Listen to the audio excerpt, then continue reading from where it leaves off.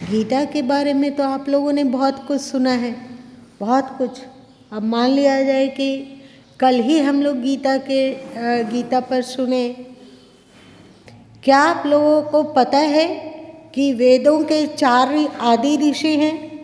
उनको वेदों के लेखक नहीं कहा गया, उनको कहा गया है वेदों के साक्षी। उन्होंने देखा, दृष्टा, उन्होंने देखा और साथ साथ में उन्होंने इस तरह के अन्य संतों ने जो भी कुछ देखा था तो उसको भी संग्रहित किया। तो वे 4 ऋषि हैं। कौन बताएगा कि वे 4 ऋषि कौन कौन है? आदित्य, अंगिरा, अग्नि और वायु। सही, वहाँ आदित्य आता है। इसका मतलब क्या हुआ, आप लोग कुछ समझे? वेदों के दृष्टा थे। कैसे दृष्टा हो गए? क्या श्री कृष्ण उस ओर इशारा कर रहे हैं? थोड़ा सा ध्यान दीजिए, ध्यान दो। श्री कृष्ण कह रहे हैं कि मैंने सृष्टि के आदि में सूर्य को ज्ञान दिया था। सूर्य का ही एक नाम आदित्य है, सूर्य का ही एक नाम विवस्वान है। और इधर है कि आदित्य 4 ऋषियों ने वेदों का साक्षात किया, वैदिक ज्ञान को देखा और उन्होंने वेदों में अपने अपने तरीके से जो वे जिस सब्जेक्ट को देखे, जैसे अब मान लिया जाए कि गुरु माँ ने गीता को देखा कुछ, तो गुरु माँ ने अब क्या किया कि और लोगों ने जो गीता को देखा है उन सब की वाणियों को संग्रहित कर दिया। मतलब उन वाणियों को संग्रहित कर दिया। तो जो आप इस ग्रंथ को पढ़ोगे तो इसमें तो स्पष्ट है कि गुरु माँ ने देखा है ना, वे गुरु माँ उसके साक्षी हैं, दृष्टा हैं। पर जो उस ग्रंथ में गुरु माँ ने जो देखा अथवा जिसको उन्होंने समझ पाया, और जो लोगों ने उसी सब्जेक्ट को देखा था उन सबको एक जगह संग्रहित कर दिया। तो इस तरह हम लोगों का वेद दर्शन है, मतलब आदि ग्रंथ हो गया। और साथ साथ में जो 4 ऋषियों ने अलग अलग सब्जेक्टों में अथवा अलग अलग प्रकरण में जो अलग अलग चीज़ों को देखा और अध्यात्म आगे बढ़ा, उन सबको संग्रहित किया। तो इसलिए आदि ऋषि कहे गए। ये आदि ऋषि मतलब जो आदि ज्ञान के उपदेष्टा थे, वे 4 ऋषि हैं। 4 ऋषि में एक आदित्य भी है। आदित्य मतलब सूर्य। इसका मतलब क्या, श्री कृष्ण ने वेदों के निर्माण के पहले उपदेश किया। थोड़ा सा आप समझ रहे हो गुरुमान क्या बोल रहे हैं, समझ रहे हो? तो थोड़ा सा चिंतन करने पर, थोड़ा सा डुबकी लगाने पर ऐसे ऐसे रहस्य खुलते हैं, ऐसा ज्ञान विज्ञान आता है जो कि हतप्रभ कर देता है। हतप्रभ मतलब क्या होता है? आश्चर्यचकित कर देता है। क्या गीता के ज्ञान को वेदों के निर्माण के पहले ही श्री कृष्ण ने उपदेश किया था सूर्य को? कभी आप लोगों ने सोचा? तो ये कहाँ चला गया इस ज्ञान का? इसका जो शिखर है वो कहाँ गया, आप जरा सोचिए। और अभी के ऋषि लोग, कल भी हमने कहा था कि वेदों में अनेक प्राकृतिक दृश्य है कि उस समय आकाश में नक्षत्रों की स्थिति ये थी, उस समय यहाँ पर अमुक नदी बहती थी, उस समय अमुक जगह पे एक पर्वत था अथवा टीला था अथवा बड़ा पर्वत था, अथवा वहाँ पे अमुक तरीके से प्रकृति प्रकट हो रही थी। तो उन सब को खंगालने पर अभी वैज्ञानिक लोग बोलना शुरू किए कि वो लगभग 2 करोड़ वर्ष है। 2 करोड़ वर्ष का आप सृष्टि को निकालिए, विज्ञान तो पूरा पूरा दुनिया, पूरा विश्व, अखिल पृथ्वी अज्ञान के घोर तमिस्त्र में कैद थे। और हमारे ऋषि मुनि वेदों का उपदेश कर रहे हैं, और अद्भुत, उससे बड़ा कोई ग्रंथ ही नहीं हो पाया। जिस भी ग्रंथ में थोड़ी बहुत अच्छाई है वो वहाँ से गया, वेदों से गया। इसलिए मुस्लिम लोग तो मक्का मदीना की ओर, क्योंकि वो काबा पश्चिम की ओर होता है, पड़ता है, इसलिए वे पश्चिम के दिशा में मुंह करके अपना नमाज पढ़ते हैं। पर मोहम्मद साहब हमेशा पूर्व की ओर मुख करके नमाज पढ़ा करते थे, मतलब कलमा पढ़ा करते थे। तो उन्होंने, लोगों ने उनसे पूछा कि आप ऐसा क्यों करते हैं? तो उन्होंने कहा कि उधर से गैवी हवा आती है। इसका मतलब आप कुछ समझ रहे हैं कि क्या है ये? भारत के तरफ से गैवी हवा आ रही है, अलौकिक, दिव्य, अद्भुत, आश्चर्यजनक, मन को शीतल और शांत करने वाला, ज्ञान और विज्ञान से युक्त, गैवी इसी को कहते हैं। ये उर्दू शब्द है। तो अब देखिए कि हमारे हिंदू समाज में ये सब का ज्ञान है ही नहीं। तो हाँ, कितने लोगों को ये ज्ञान होगा? बताइए, कितने हिंदू हैं?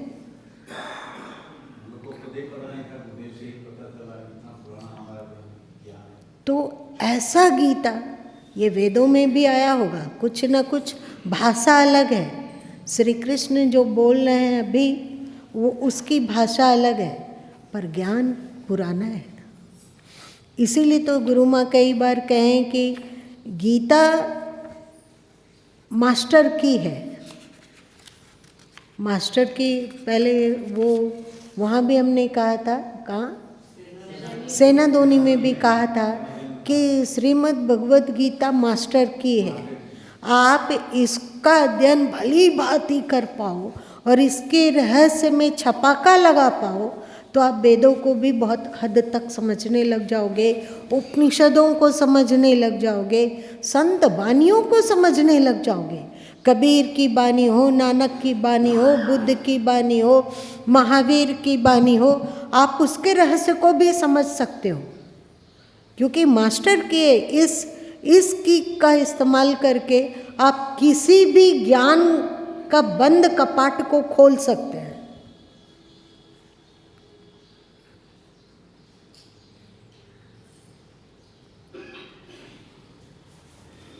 आप लोग यहाँ पे कौन भाव विभोर अथवा अभिभूत हो रहे हैं?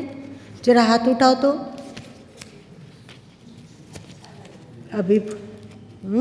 अभिभूत बहन लोग, आप लोग अभिभूत नहीं हुए क्या?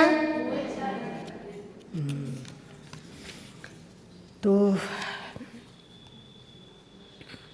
इसमें भी श्री कृष्ण ने जो चौथे अध्याय का पहला श्लोक है उसको पढ़ो। चौथे अध्याय का पहला श्लोक तो थोड़ा और खुल सकेगा।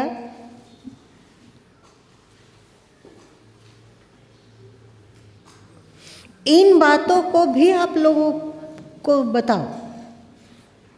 अगर हिंदू समाज इस बात को भली भांति समझ पाया तो वो श्रीमद् भगवत गीता को अपने सिर, आँख पे और जीवन और प्राण में बसा लेगा। वो नहीं जान रहा है कि उसके पास कौन सा पारस मणि है, वो नहीं समझ रहा है। इसलिए यदि गीता है भी तो क्योंकि समझ में नहीं आता है, एक तो संस्कृत है और उसके बाद जो दो दो लाइन का अर्थ है उसको भी पढ़ने पर बहुत बात खुलती नहीं। इसलिए तो अपनी शक्ति को समेट कर उसको कोशिश किया गुरु माँ ने कि एक सरलतम भाषा में इस तरह से गीता को लिखा जा पाए जो इतना सरल हो और इतना आकर्षक हो कि व्यक्ति व्यक्ति समझ सके।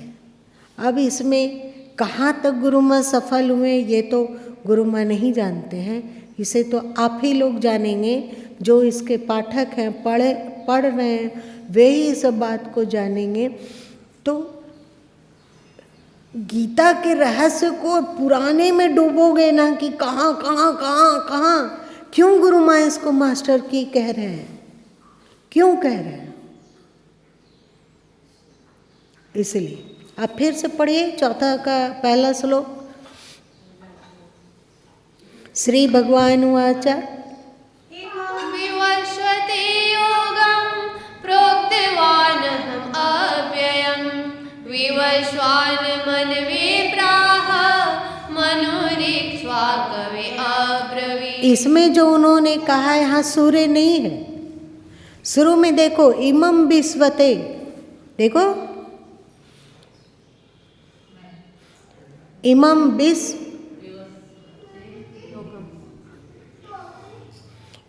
विवस्वते, इमं विवस्वते, ये चला गया आदित्य, वो कश्यप ऋषि के पुत्र। कहाँ चला गया?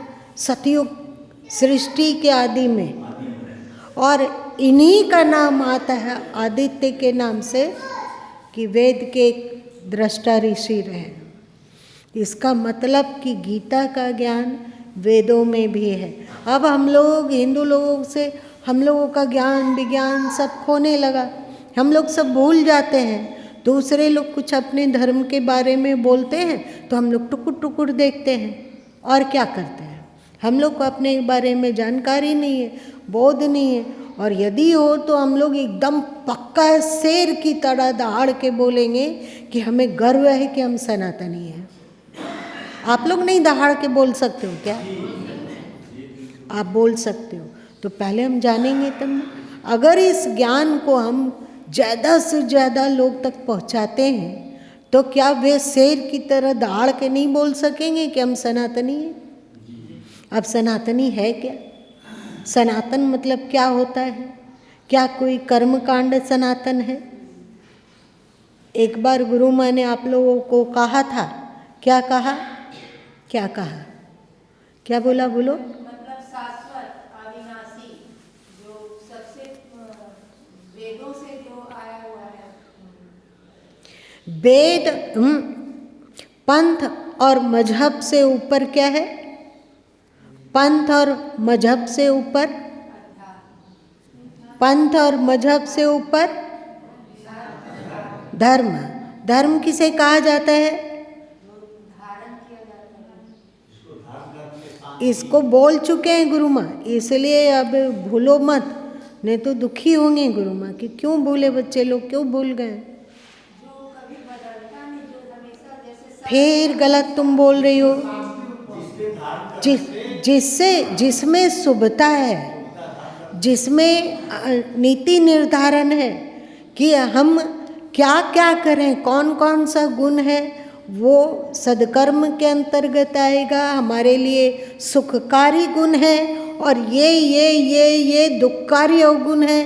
तो सुखकारी गुणों को हमें धारण करना है, और दुखकारी अवगुण जो हम लोग के भीतर पहले से है उसको निकाल के फेंकना है। पंथ और उपपंथ क्या है? पंथ और मजहब क्या है? मत और मजहब क्या है? ये भी गुरु माँ ने बताया। बताओ क्या है मत और मजहब? क्या है? समुदाय है या एक कोई मार्ग है। आपको कभी गुरु माँ ने कहा है कि जो बोलो वो माइक के आगे बोलो? भूल जा रहे हो तो बड़े बड़े ज्ञान की बातें कैसे लाओगे?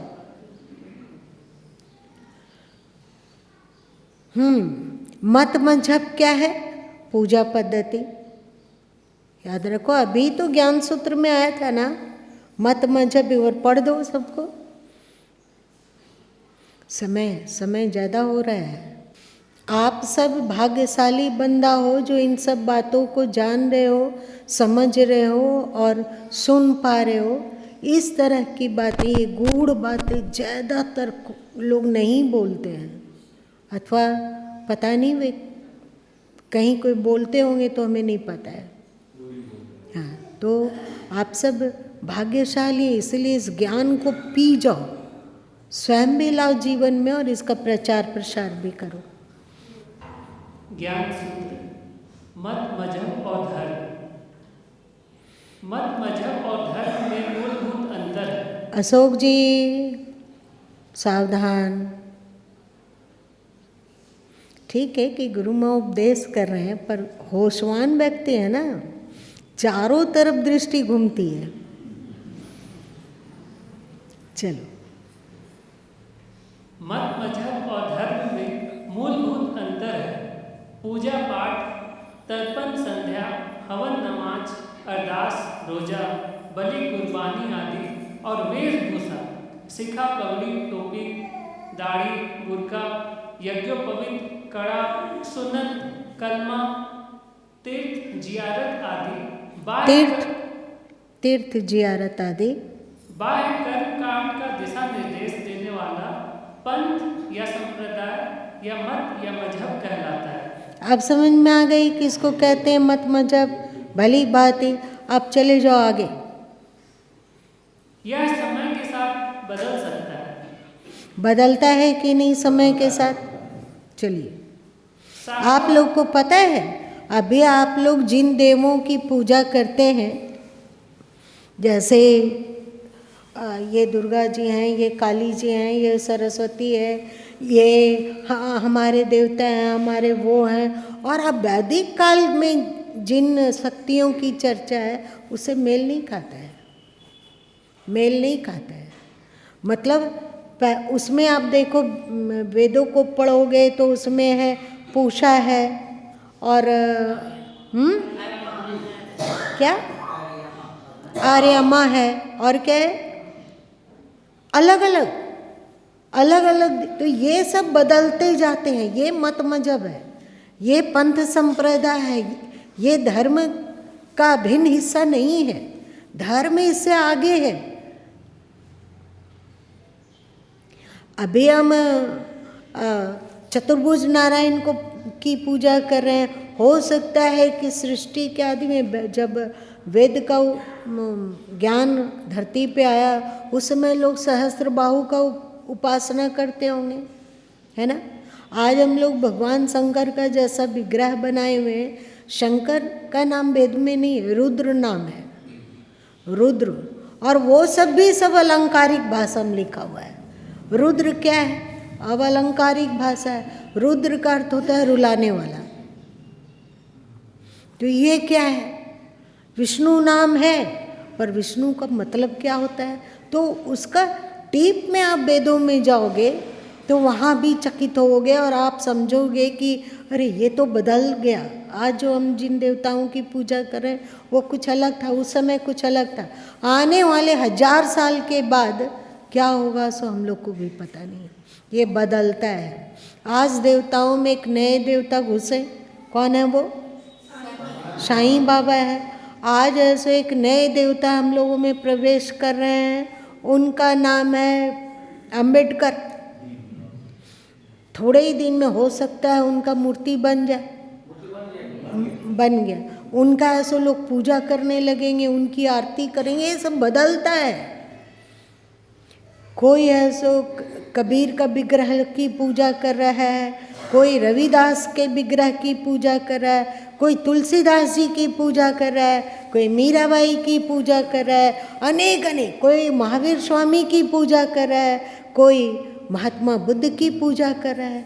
ये सब पूजा अलग अलग तरीके का कितने साल पहले का है? 2500 साल, ज़्यादा से ज़्यादा 2500 साल पहले से। तो अनेक देवता आ गए। पहले तो ये लोग नहीं थे क्या?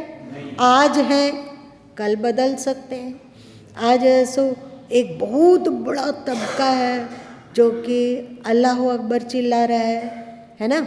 और वो अपने तरीके से अल्लाह का निर्माण किया कि वो अल्लाह ऐसा है, वो अल्लाह ये बोलता है, वो अल्लाह वो बोलता है। उन्होंने ये लिखा है, कुरान जो आया हुआ है वो मोहम्मद साहब के भीतर उतर कर अल्लाह ने बोला। तो वो सब बदलता है। ये सब मजहब है, ये सब पंथ है ना। ये सब संप्रदाय है। इसको आप धर्म नहीं कह सकते हो। हम लोग द्वापर युग के बाद कृष्ण जी हमारे जीवन में आए कि नहीं? लेकिन त्रेता युग में तो कृष्ण जी नहीं थे, तो फिर भी अध्यात्म तो था ही ना। तो कृष्ण की आकृति की पूजा ये बदलने वाला है, ये मत मजहब का हिस्सा है। बात में आप लोग उब रहे हो क्या? नहीं ना उब रहे हो? या राम जी की उपासना हम कर रहे हैं, भगवान राम हैं, चाहे हनुमान जी हैं, चाहे उनके चारों भाई हैं, चाहे सीता जी हैं, ये त्रेता युग में आए। उस समय हमारे जीवन में हमारे देवता बन के, हमारे भगवान बन के सम्मिलित हुए, लेकिन त्रेता युग के पहले कोई और देवता। तो ये बदल रहा है, सब चीज़ें बदल रही है।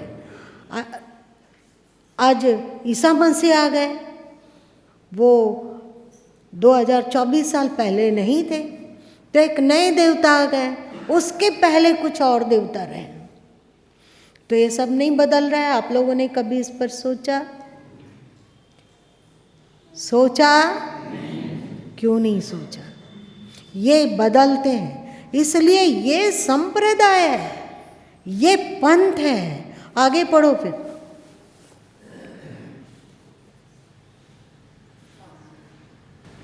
शाश्वत रीत यानी नियम धर्म कहलाता है। मत मजहब आता जाता रहता है, बनता बिगड़ता बदलता रहता है, पर धर्म शाश्वत सनातन होता है। आज जो मत मजहब हैं वे भूतकाल में नहीं थे और भविष्य काल में भी नहीं रहे, पर धर्म सनातन है। सृष्टि के आदि काल में जो धर्म था वह आज भी है और आगे भी रहेगा। मत मजहब किसी मनुष्य द्वारा निर्मित होता है, पर धर्म किसी मनुष्य द्वारा निर्मित न होकर ईश्वरीय रीत यानी कानून है, जिसका मनुष्य शुद्ध हृदय में साक्षात्कार करता है, वह उसका प्रणेता नहीं होता। मत मजहब नदियां हैं और धर्म समुद्र। जो मत मजहब रूपी नदियां धर्म रूप समुद्र से भटक जाती हैं, वह सृष्टि को नरक और मनुष्य को हैवान बनाने की दिशा में ही सतत अग्रसर रहता है। समझ में बात आ रही है क्या? मत मजहब सदाचार का आग्रह नहीं करता। वे लोग करते हैं। ईसाई बोलते हैं आप ऐसो ईसा की शरण में आ जाइए, आपके सारे पाप नष्ट हो जाएंगे, है ना। आप ऐसो इस्लाम को मान रहे हैं, इस्लाम के लिए लड़ रहे हैं, इस्लाम के लिए काफिरों को जो इस्लाम में नहीं उसको काट रहे हैं, अथवा उनकी स्त्रियों का अपहरण करके उसका दुराचार कर रहे हैं, तो आपको जन्नत की टिकट मिल जाएगी, ये है ना। तो ये लोग मत मजहब सदाचार का आग्रह नहीं करता है, लेकिन मत मजहब सदाचार का आग्रह नहीं करता, परंतु धर्म सदाचार मूलक है। सदाचार मतलब मूलक मतलब सदाचार उसके मूल में घुसता है। मूल में, जड़ में। ठीक, आगे पढ़ो। मत या मजहब मनुष्य को पंथाई या मजहबी बनाता है, पर धर्म सांप्रदायिक बनाता है ना। अभी आप देख लो, हिंदू समाज में ही देखो, दूसरे लोगों को जाने दो। कबीर से जो जुड़ा वो कबीर पंथी हो गया ना, संप्रदायी वो हो गया ना। चाहे जो नानक से जुड़ा वो सिख हो गया। वो पंथ को महत्वपूर्ण कहा कि नहीं। गायत्री परिवार से जुड़ा तो नहीं, वो हम तो गायत्री परिवार वाले लोग हैं, तो वो पंथाई हो गया। उसको धर्मात्मा ने कैसे कहोगे? मेरी बात थोड़ी हो सकती है कि कड़वी लगे, पर यही सच है। अमुक संत से जुड़े, किसी अमुक संत से आप जुड़े तो आप क्या बने? पंथाई बन गए कि धर्मात्मा बन गए?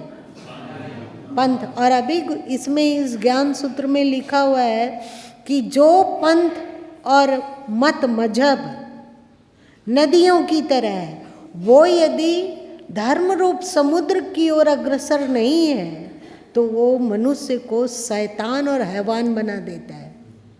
सही बात? अब अंधविश्वास फैल रहा है, अंधविश्वास कि आप अमुक की पूजा करो आपका बेड़ा पार है, आप ऐसो कुरान को मानो और मोहम्मद साहब की वचन को मानो आप जन्नत जाओगे, आप ऐसे ईसा मसीह की पूजा करो, उनकी शरण में आ जाओ, ईसाई बन जाओ, आपका स्वर्ग का टिकट बुक है। आप मेरे पास आओ, हम कल्याण ही कल्याण है, चाहे रामपाल बाबा हो चाहे और कोई हो।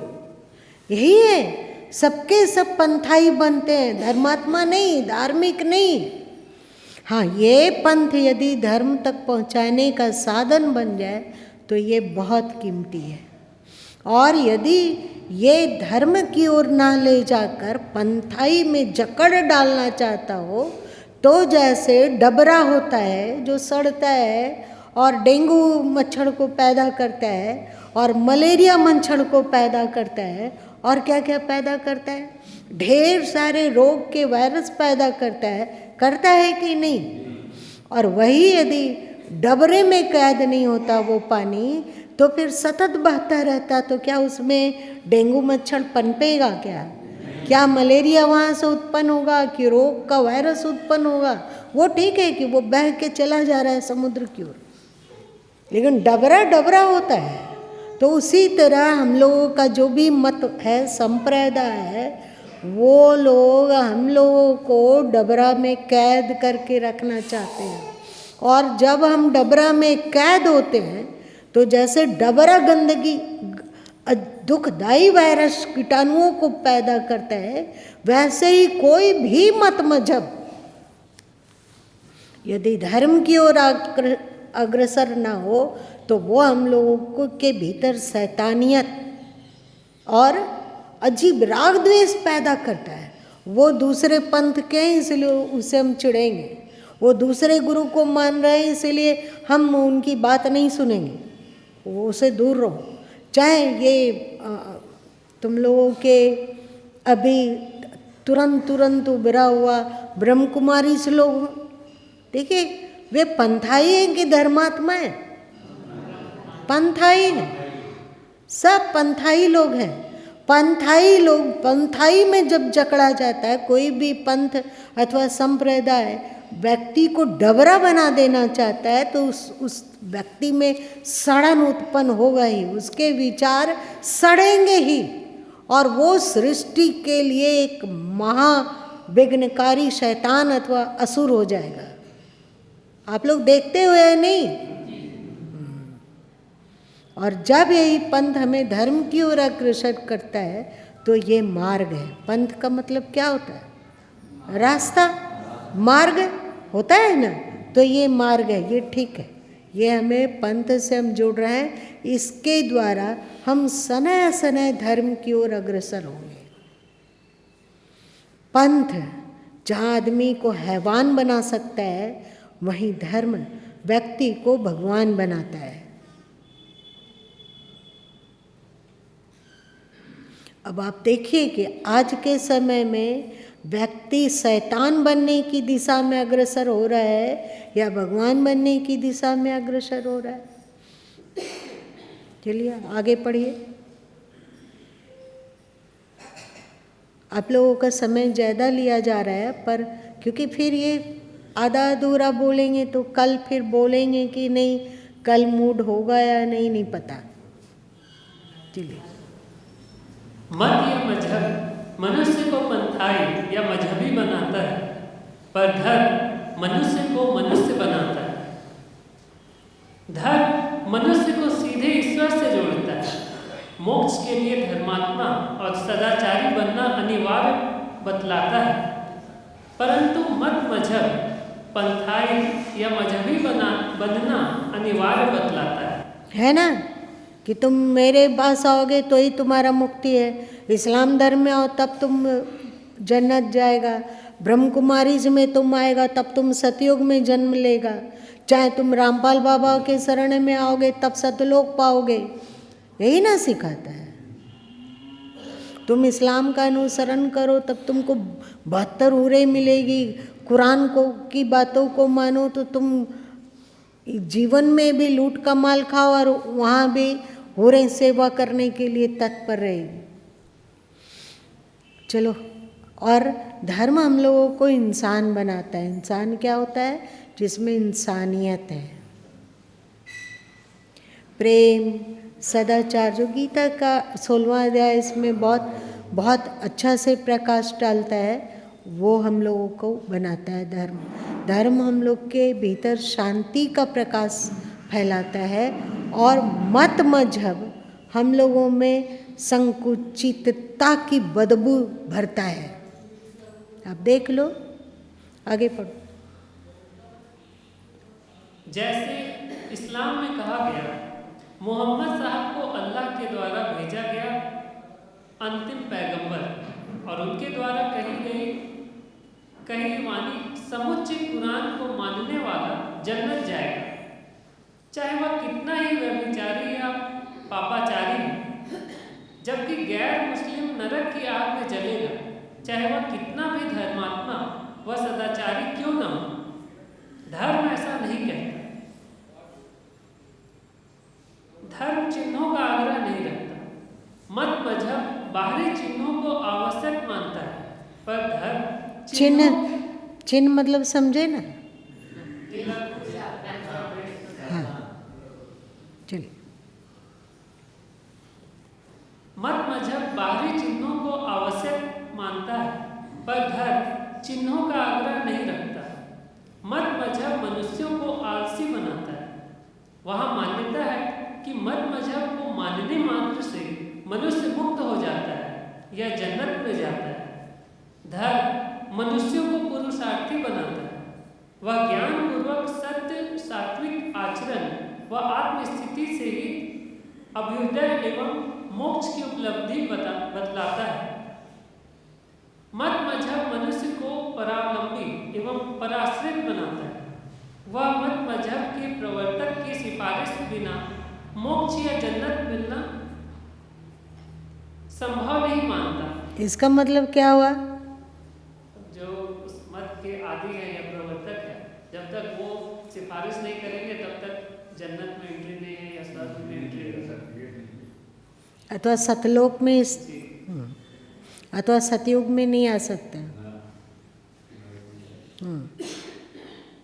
धर्म मनुष्य और ईश्वर के बीच किसी मध्यस्थ की अनिवार्यता स्वीकार नहीं करता। मत मजहब अपने प्रचार प्रसार हेतु हिंसा, नरसंहार, कट्टरता, पराई स्त्री, पराया धन आदि की लूट को उचित ठहराता है, पर धर्म दूसरों के हितों की रक्षा हेतु अपने सुखों को बलिदान कर देने की प्रेरणा देता है।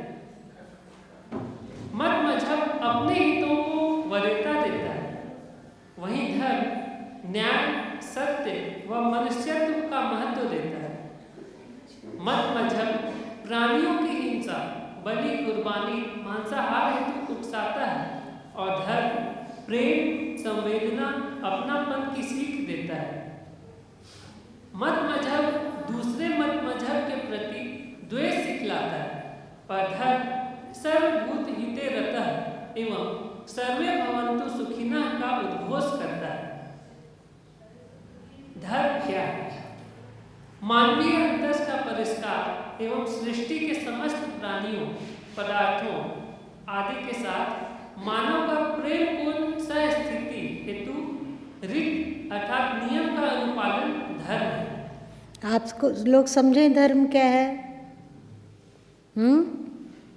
समझ रहे हो? सब आप लोग नहीं समझ रहे हो क्या? चलो आगे पढ़ो।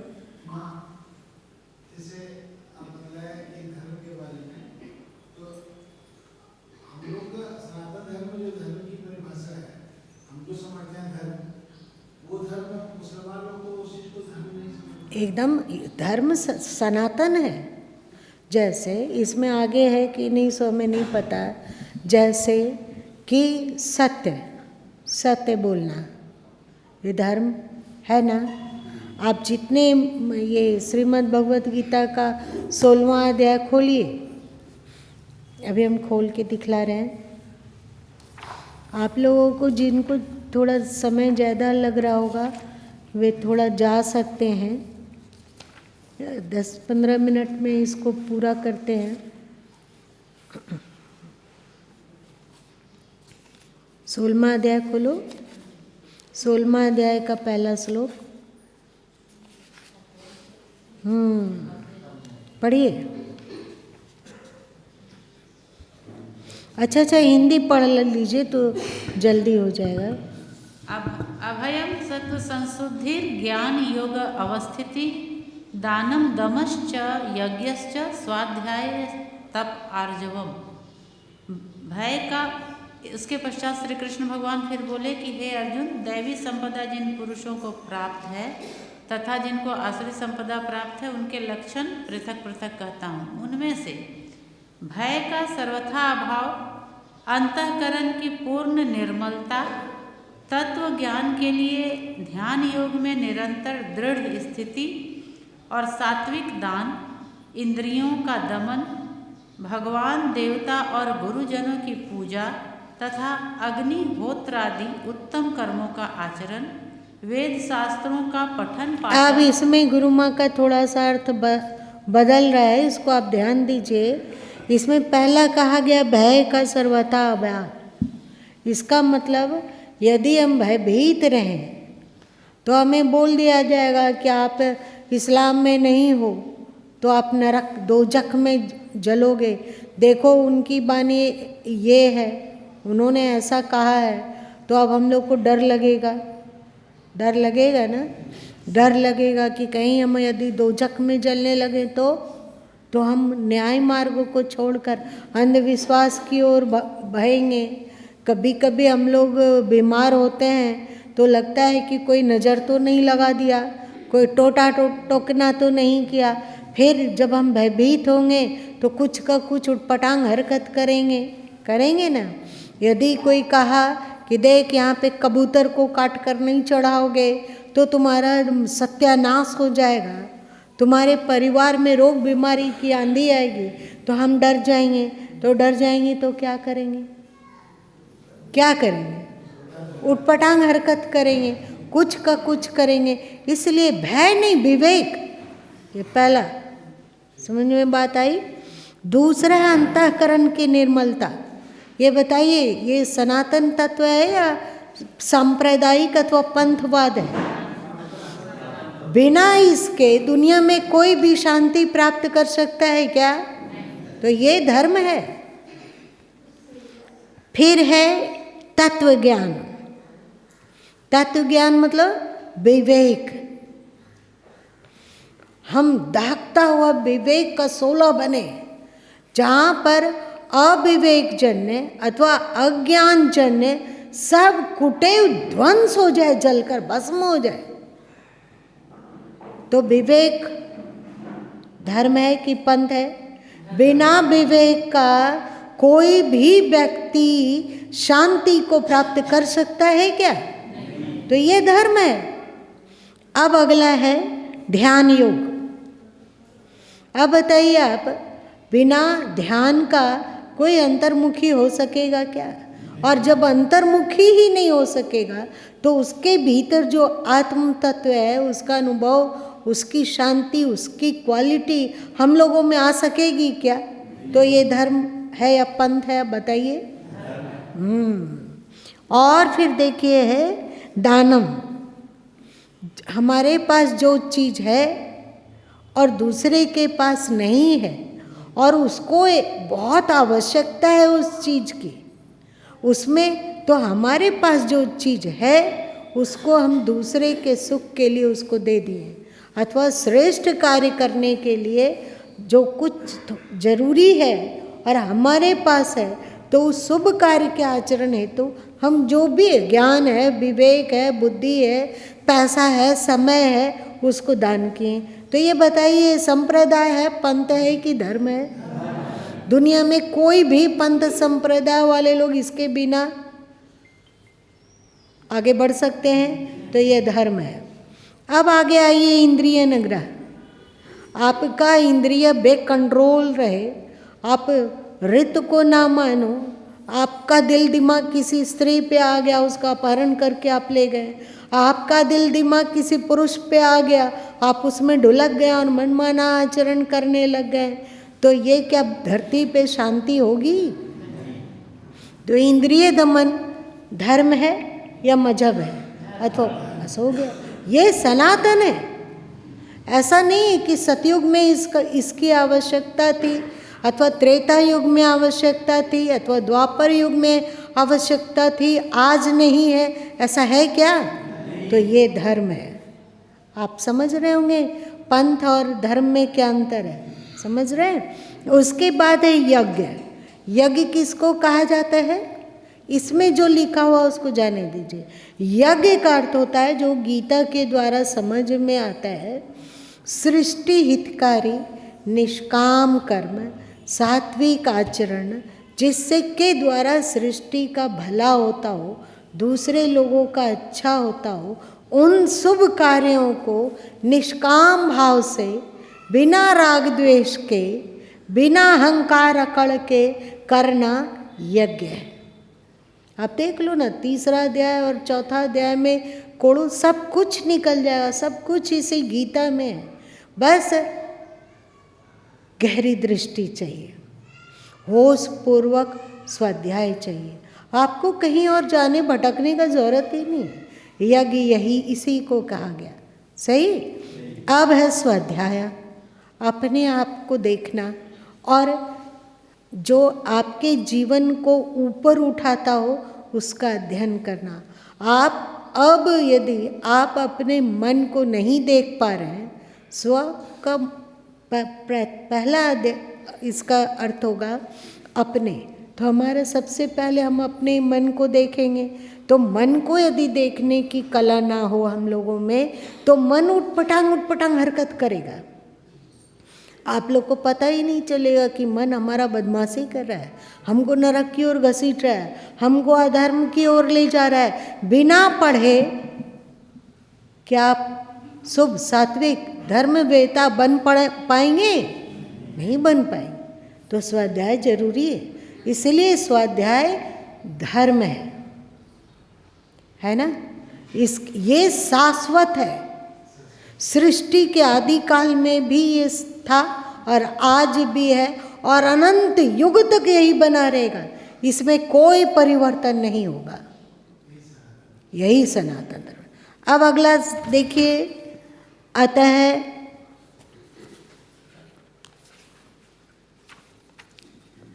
तप। आप शुभ मार्ग में चलेंगे। अब आपने ऋषियों का मंतव्य पढ़ा, जो ज्ञानी संत लोग हैं उनकी वाणी को पढ़ा। अब आप उसमें चलना चाहते हैं पर मन में वैसा संस्कार नहीं है, तो इस कारण से बार बार आप असफल होते हैं और बहुत मेहनत लगता है कि नहीं, इसको अपनाने में तो बहुत दांत खट्टा हो जाता है। तो उसमें जो कष्ट हो रहा है, धर्म को अपने जीवन में उतारने में जो कष्ट हो रहा है, वो तप है। तप है। इसको स्वीकार के बिना ना सतयुग में किसी इंसान का हित हुआ, ना आज होगा। इसलिए ये सनातन धर्म है। अब आगे आ जाइए। आजरवम, सरलता, कपट का त्याग। आप अमुक को छल कर रहे हैं, बोल रहे हैं कुछ, कर रहे हैं कुछ, वहाँ आप अपना स्वार्थ पूर्ति के लिए किसी को उल्लू बना रहे हैं, तो ये पाप है ना। हाँ, सरलता का अर्थ होता है कि नहीं, हमारा जो अंदर मंतव्य हो वही बाहर प्रकट हो और कपट के द्वारा किसी का बुरा हम ना करें। तो सरलता सतयुग में भी धर्म था, आज भी धर्म है। इसमें परिवर्तन संभव है। कभी क्या हो सकता है कि छल कपट कर रहे हैं वो धर्म हो गया? नहीं। सरलता मतलब जो हमारे भीतर है वही वाणी में हो और वही हमारे कर्म में प्रकाशित हो। इसके बिना कोई धर्मात्मा बन ही नहीं सकता है। ये सनातन धर्म है। अगला आ जाइए, अहिंसा। मेरे पास समय नहीं है इसलिए हम इसको व्याख्या नहीं कर रहे हैं, ऐसे ही पढ़ दे रहे हैं। अहिंसा है, सत्य है, अक्रोध है, त्याग की भावना है, शांति है, दूसरे से नहीं जलना है, अपैसुनम मतलब जो द्वेष और ईर्ष्या की अग्नि हम लोगों के भीतर बनती है, इसको समाप्त कर देना है। और दया है और प्राणियों के प्रति करुणा है और आलोलुप्तम आसक्ति का अभाव है। आसक्ति अगर बढ़ती जाएगी तो हम उटपटांग आचरण करेंगे कि नहीं? कुछ का कुछ कर लेंगे। मादर्वम फिर से सरलता है, ह्री मतलब लज्जा। ये लज्जा क्या है? आप बुरा कर्म आपसे हो गया तो लज्जा आती है कि कल जो शाम के समय इसको दीपक को एक बात बताए थे, तुम बताओ तो उसको पढ़ो लाइन को जल्दी से, जल्दी जल्दी। ज्ञान सूत्र में जो कल कविता था जिसमें था, पढ़ो, निकालो जल्दी, जिसकी चर्चा की है।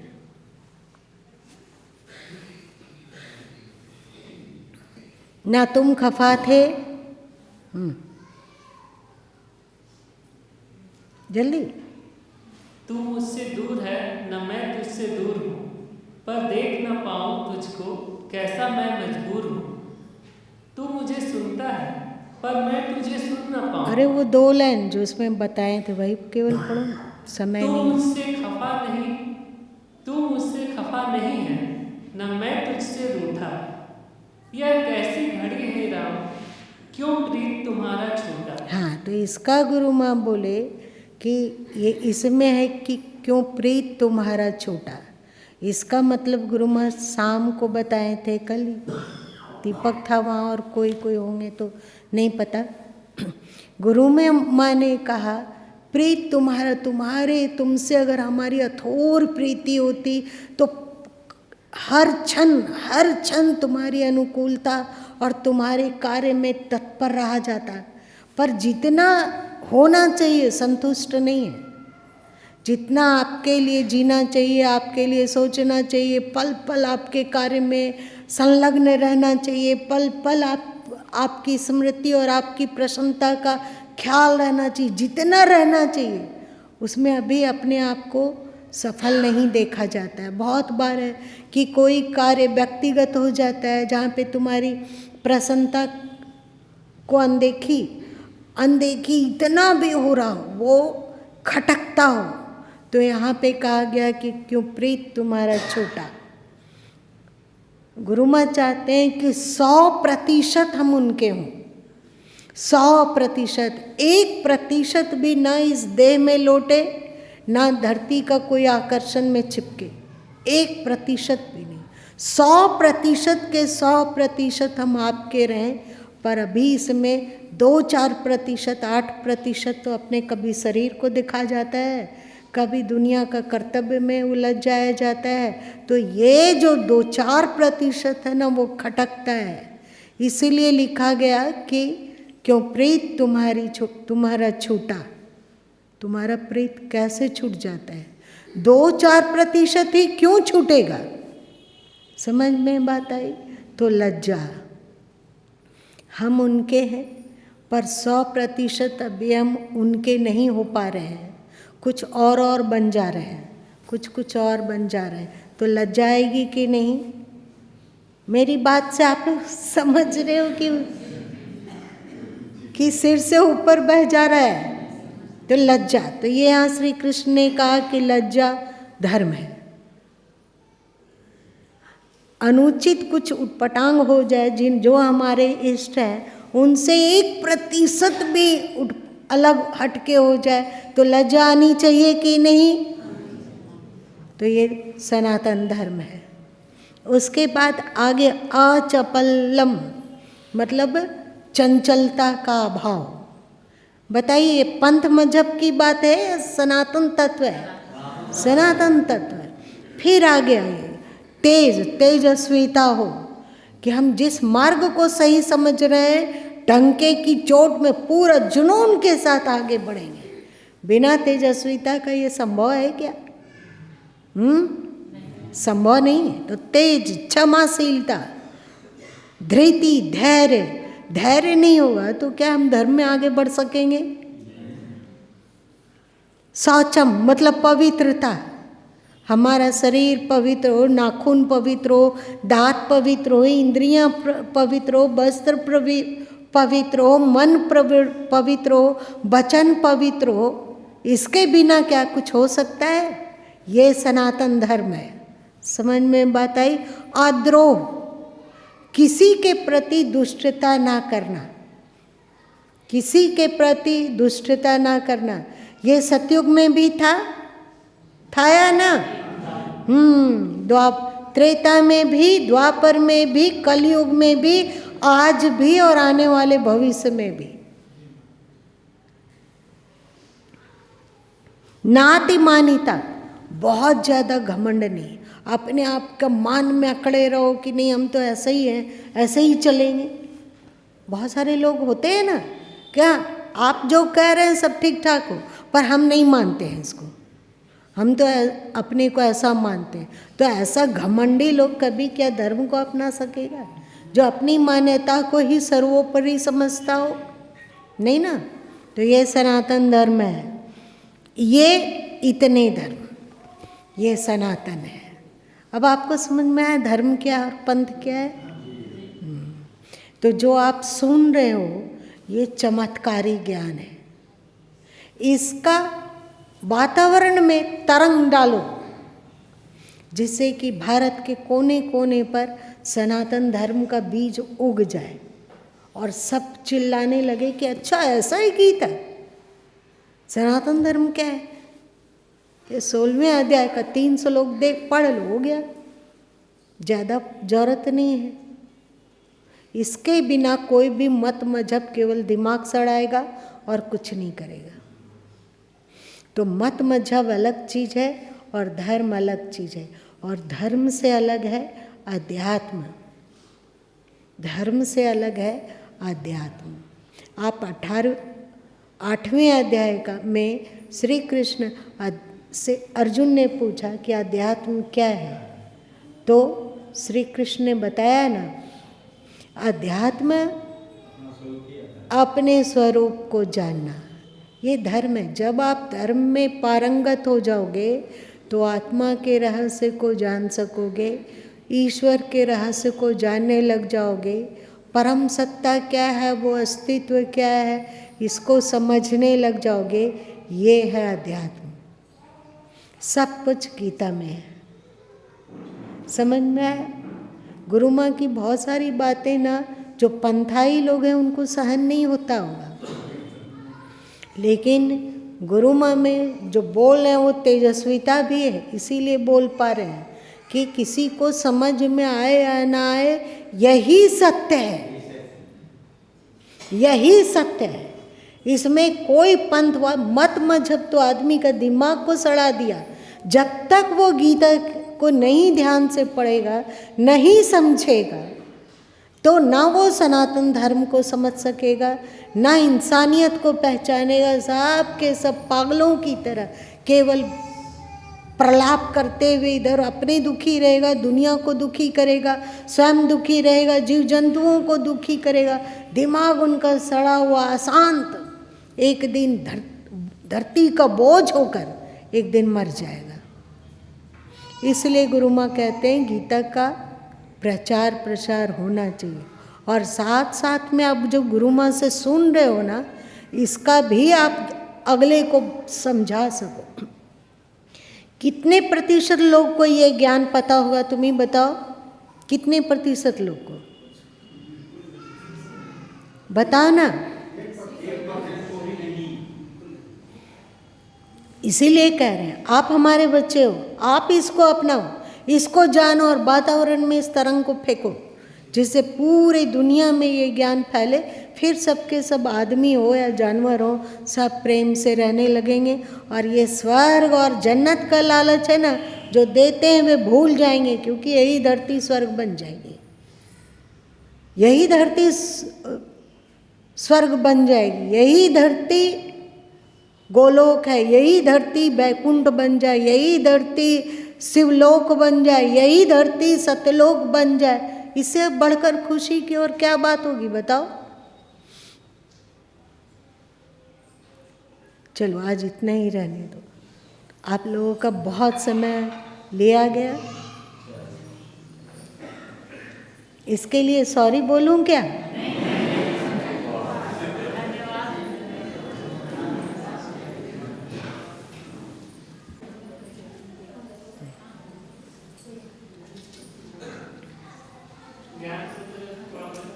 हाँ, थोड़ा उसको सुना दो। धर्म क्या है? मानवीय अंतस का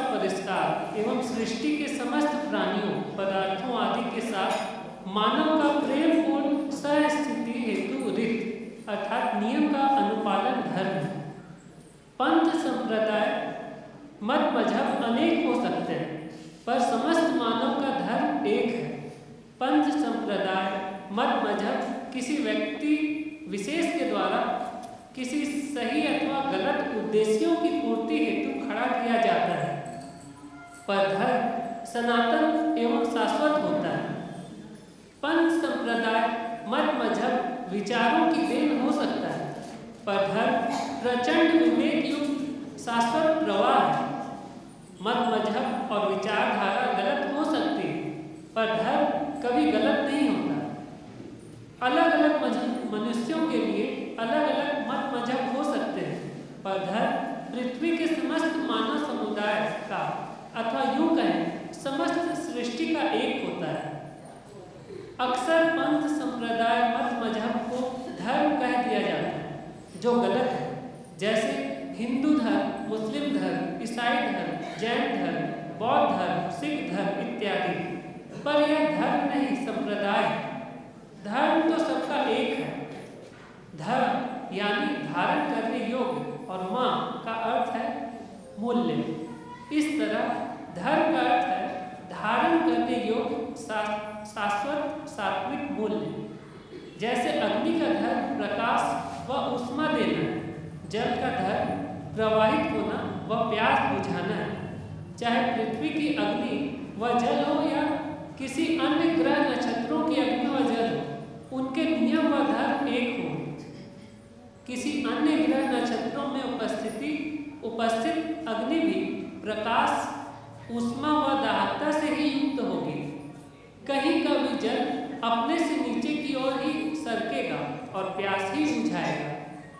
बहुत हद तक आप मत मजहब और धर्म का अंतर समझ गए होंगे। मत मजहब ने मनुष्यों को महा अविवेकी एवं झगड़ालू जानवर बनाकर धरती को दंगल बना दिया है। मनुष्यों को नफरत द्वेष की अग्नि में भून भून कर बदरंग और डरावना बना दिया है। कभी स्वर्ग या जन्नत, तो कभी हूरे या सतलोक, तो कभी सतयुग व समृद्धि आदि की लालच देकर मनुष्य को बाजीगर का बंदर बना दिया गया है।